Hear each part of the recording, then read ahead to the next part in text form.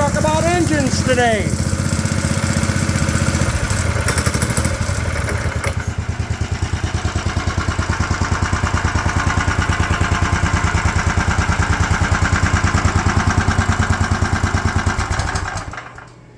All right, Chuck here today.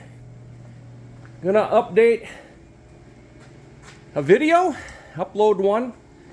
We're gonna cover a topic that I've never really talked about. Hopefully, if you're building one of these things, this information will help you. We're gonna talk about engines today. You know, first of all, here, the latest build, now it's pretty old, 13 horse Lifan engine. I like Lifan. Governor's been removed. I've never really went full tilt on the thing. I'll tell you about that in a minute. Even as geared as it is, it's too fast to feel comfortable.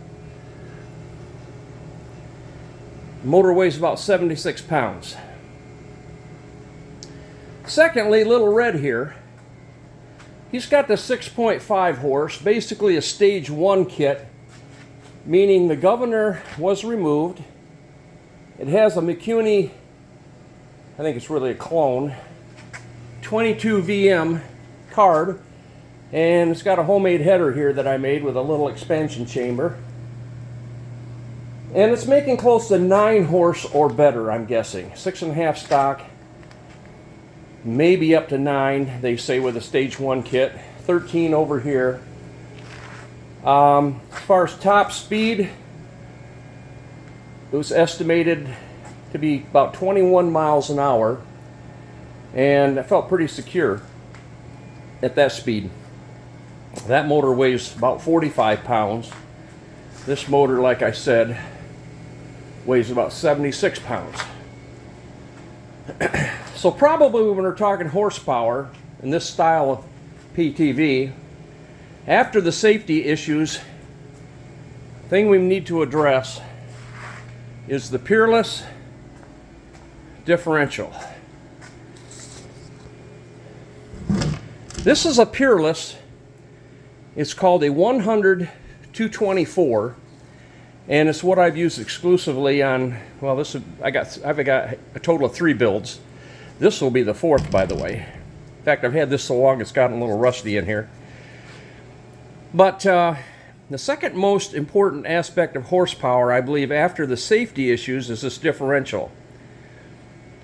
Interesting that earlier today I was trying to get the information I'm about to share with you for accuracy, and just as I was getting ready to come out and shoot the video, I had an engineer from Peerless call me, because one of the other factors when you're talking about building a track vehicle like this is your components. How much can they handle? Now the tracks, of course, they're off of like a mini excavator or a Honda powered wheelbarrow to be exactly, and they're made for a heavy duty machinery. I've had these tracks for a real long time. There's hardly anywhere. No problem with the tracks holding up. But the issue, the other component that's very important, is this differential. And just as I was getting ready to come out here, an engineer called me back, and because I remember a long time ago a number they put on these differentials of a maximum of 10 horsepower. I always had that in the back of my mind, that you don't want to put any more than 10 horses into these things because there's just spider gears in here. And, you know, like any differential, if they're twisting or too much torque on them, they can break differentials. I do that on dune buggies a lot. So as I was getting ready to come out here, the engineer called, and I talked to him personally because I couldn't find a rating anymore. I looked and looked, and I couldn't find that 10 horse anywhere. I actually called a distributor for these Peerless axles, and he looked into one of his old books and couldn't tell. He said they don't have a horsepower rating anymore. So I went right to Peerless, because again, guys, we don't want to build something and have it break. We want to know all this up front so we don't spend a bunch of money and have something break. But he said they took the horsepower rating off of these things because it's all about torque. amount of torque you put into these. There is like a 600-pound weight issue right directly over these. Of course, they're supported with 4 pillow block bearings, but the torque is more important than the horsepower. Okay, well, and I don't claim to be able to figure this out in engineer jargon, but I can tell you my uptake is that he said it'll take 150 foot-pounds of torque. And I said, well, how do I judge these on a track vehicle? You know, you're on pavement, you're locking the brake on one side, that differential is powering the other track all the way around, and that's a lot of torque on the center of this little thing. But to his best estimate, he said they took off the 10-horse limit, and he's telling me just for practical purposes, you could put 15 horses on these. 15 horsepower. Again, it's depending on the torque you get out of it too. So that is all I can tell you guys. I can tell you my personal experience is I haven't had any problem. Well, on Little Red here, I bought that engine a long time ago before I had the frame built, put that engine on here, and I broke the differential, but it wasn't because of the differential, and I have a video out there about it.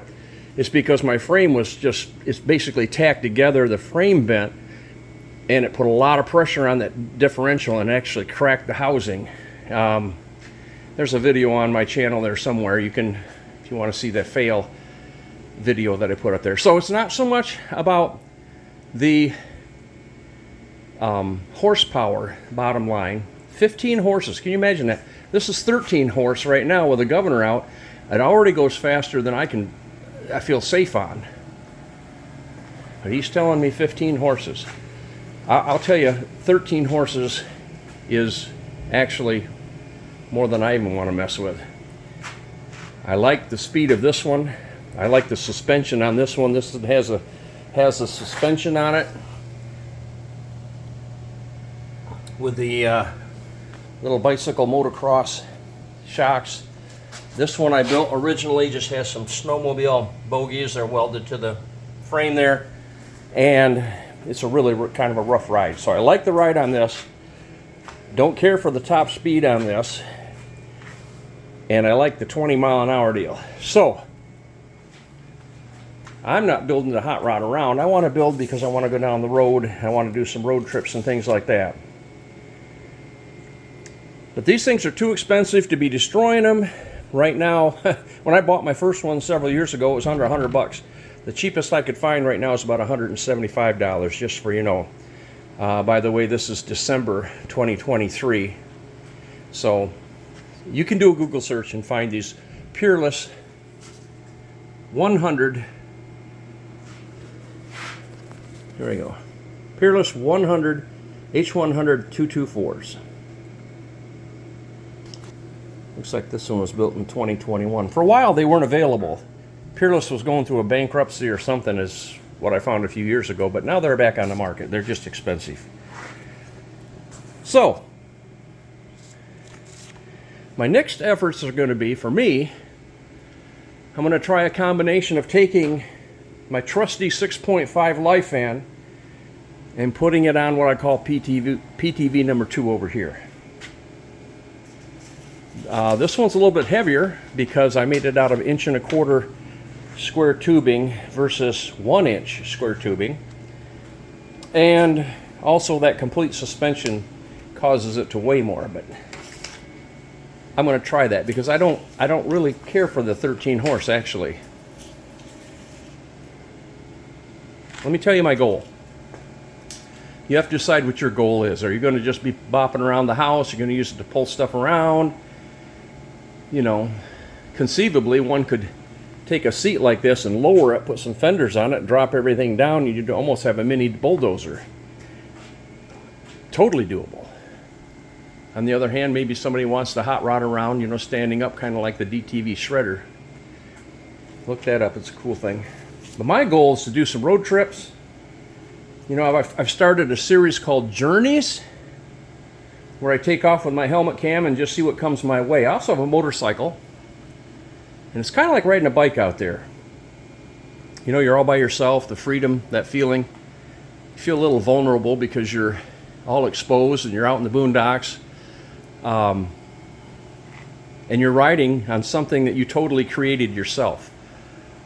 Anybody can buy a motorcycle, anybody can buy a quad, but when you build something yourself and you take off on it, there's just you guys know, if you build go-karts or mini bikes or anything you build yourself, and you take a little bit of pride in it, and it just means something special to you. So that's where I'm at.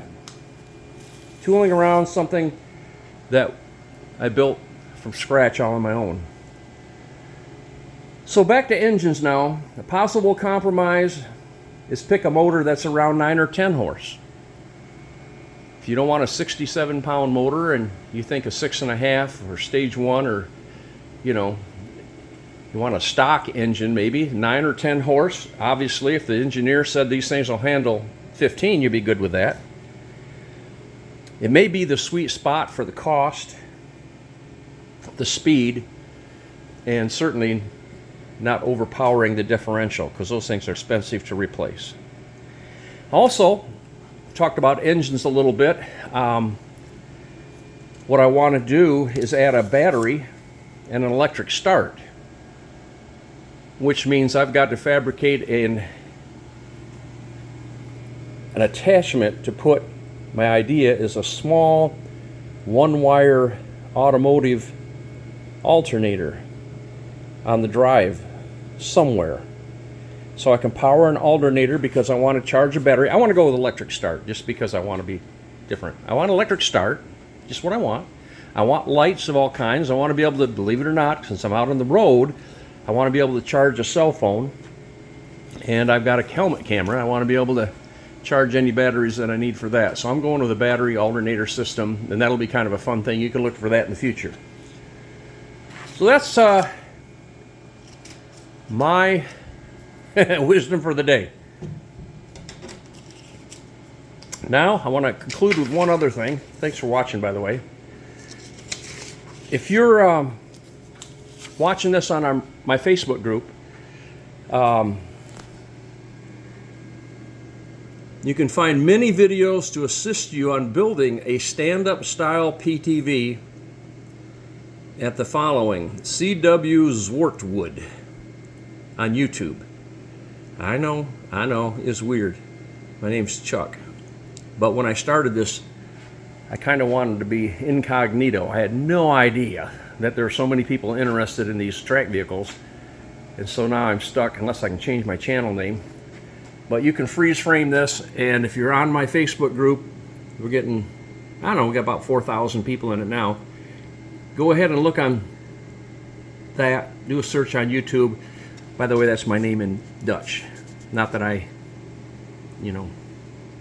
5 generations of us have been here in the United States, but originally that was my name, Dutch. Oh no, and I wanted to mention this too. I never monetized my channel. If you go to YouTube, I don't like commercials, but YouTube simply took and added the commercials. I don't get any money out of them. I didn't want that to go like that, but that's what they did. They just told me one day, so there I am. My heart's simply to help people for free. And if you're watching this on YouTube, because I post in both places, you can join us on Facebook at Personal Track Vehicles. Zwartwood, YouTube, Personal Track Vehicles on Facebook, and you're more than welcome to come across and join the group. A lot of good information there on all kinds of track vehicles, not only small ones, we got bigger ones, we got half tracks, we got electric, we got remote controlled. It's amazing what people are building out there. So again, I appreciate everybody tuning in today, and watch as we remove this motor, put it on here, and build the charging system, and we'll see where we go from there. I am going to build another one. That's why this is differentials here. These don't look very good anymore. They're kind of grubby, kind of old, but eventually these are all prototypes. I want to get the frame and the suspension, get all that right, the engine, charging system, roadworthy. This one's still got the steering system on it, by the way, with the rods down below that pull. They pull a manual disc brake assembly down there, while this one, big one over here, has hydraulic brakes, and it used to have a steering system, but we've changed to two quad brakes up here, and hit the lever, locks the track, and you spin. And it's pretty interesting to try to drive. So there have been changes, there's modifications. I'm trying to, get better as we go along. So again, just want to say thanks for watching the YouTube channel. Thanks for catching up with us on Facebook. And I'll say God bless to you sincerely. If I can help you, let me know. Any questions? And we'll catch you next time. Bye for now.